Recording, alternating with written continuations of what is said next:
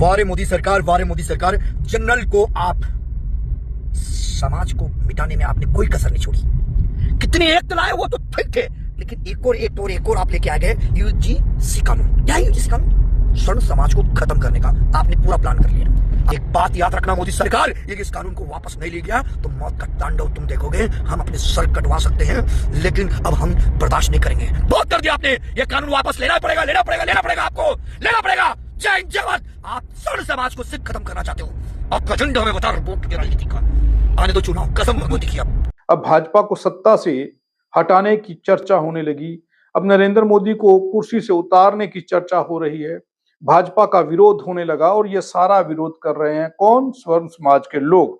स्वर्ण हो, ताली थाली बजाओ यार। भारतीय जनता पार्टी यूजीसी में नए नियम लाइए तुम्हारे बच्चों को कॉलेज कैंपस से सीधा जेल में डालने का। यदि स्वर्ण के बच्चे किसी एससी, एसटी, ओबीसी और महिला को ये बात बोल दिए अरे गरीबा, अरे गोरका, अरे बिहरिया, अरे कोई जाति सूचक शब्द ले लिए, तुम्हारे बच्चे तुरंत जेल चले जाएंगे, चाहे वो आरोप झूठा ही हो। यदि वहीं पे कोई एससी, एसटी, ओबीसी या महिला तुम्हारे स्वर्णों के बच्चे को ये बोले अरे पंडितवा, अरे बबना, अरे रजपुतवा, अरे बनियावा, अरे फलानवा, अरे भूमिहरवा, घंटा कुछ नहीं हो। अब ऐसा क्या हुआ कि स्वर्ण समाज के लोग नरेंद्र मोदी का विरोध करने लगे, भाजपा का विरोध करने लगे और उन्होंने कहा कि अगर यूजीसी बिल 2026 जो है वो नरेंद्र मोदी सरकार जो लेकर के आई है, उसका विरोध स्वर्ण समाज के लोग अब करने लगे।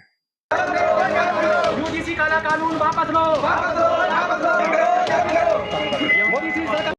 और ये विरोध इतनी जोर से होने लगा है कि जिस नरेंद्र मोदी को भगवान मान रहे थे स्वर्ण समाज के लोग, और वो जो कह रहे थे कि अगर नरेंद्र मोदी नहीं तो कौन, देश के पास कोई विकल्प ही नहीं है नरेंद्र मोदी के अलावा, ये जो दावे थे अब उनकी पोल खुल गई है। सिर्फ एक बिल आया है यूजीसी 2026। यूजीसी एक्ट ये कह रहा है कि अगर किसी कॉलेज या फिर यूनिवर्सिटी में किसी एससी, एसटी या फिर ओबीसी कैटेगरी के बच्चों के साथ कोई जातिगत संबंधी बात होता है तो वो आपके खिलाफ, यानी कि जनरल कैटेगरी के बच्चों के खिलाफ मुकदमा लिखवा सकते हैं। मुझे ये नहीं समझ में आ रहा है कि जो हमारी सरकार है वो समाज को किस तरफ लेके जा रही है। अभी मैं जो बात बोल रही हूँ शायद एससी, एसटी वाले बच्चों को बुरा लगे, बट आपको ठंडे दिमाग से सोचना है। मैं ऐसा कोई बात नहीं बोलूँगी जिससे आपको गलत लगे।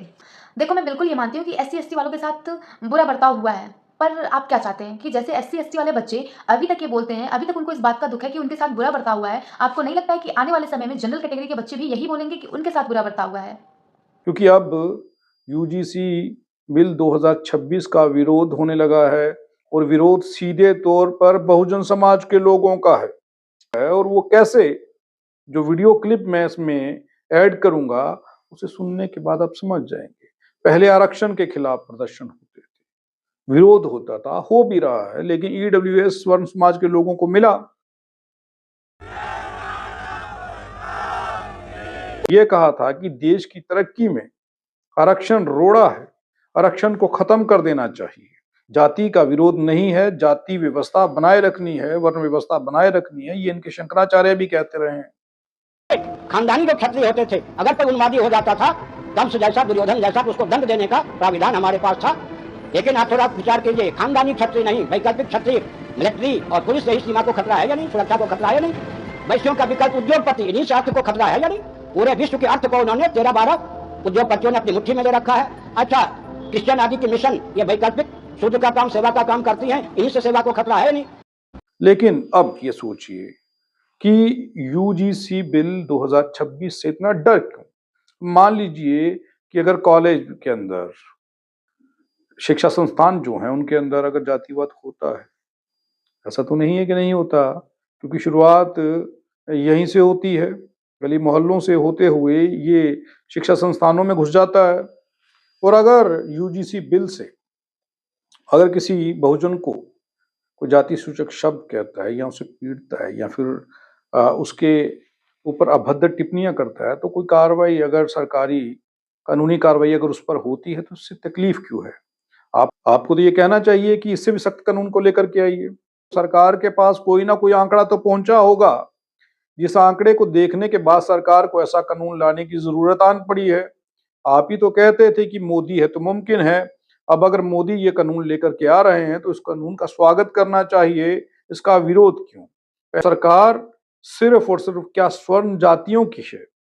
ऐसा नहीं है, सरकार सबकी होती है, चाहे वो बहुजन हो, दलित हो, पिछड़ा हो, सिख हो, ईसाई हो, मुस्लिम हो, सबकी सरकार है। ये किसी एक की सरकार नहीं है कि 2 से 3% लोग उठेंगे या 8-10% लोग उठेंगे और ये कह देंगे कि सरकार को हटा देंगे। तो ऐसा मुमकिन नहीं है। अगर आप 10% लोग सरकार को बदलने की ताकत रखते हैं तो 85% या उससे भी ज्यादा लोग जो अदर कम्युनिटी के हैं, दूसरी जातियों के हैं, दूसरे धर्म के हैं, या फिर हिंदू धर्म के अंदर ही जो 85% बहुजन है, SC ST OBC, वो सरकार को बनाए रखने में अपनी भूमिका अदा कर सकते हैं, क्योंकि 85% वोट बैंक है उनका। और 2014 से लेकर के 2025 के आंकड़े आप उठा करके देखिए कि बहुजनों के साथ, SC ST OBC के साथ जो कुछ हुआ है, जितनी एट्रोसिटीज हुई हैं, कितने मामले दर्ज हुए हैं, ये सारे आंकड़े सरकार के पास जाते हैं। हो सकता है कि सरकार को लगा हो कि UGC बिल 2026 जरूरी है, तो उसका विरोध क्यों? इसका वेलकम करिए कि हम ऐसा नहीं करेंगे। हम दलितों को, पिछड़ों को अपने साथ, अपने सीने से लगा करके रखेंगे।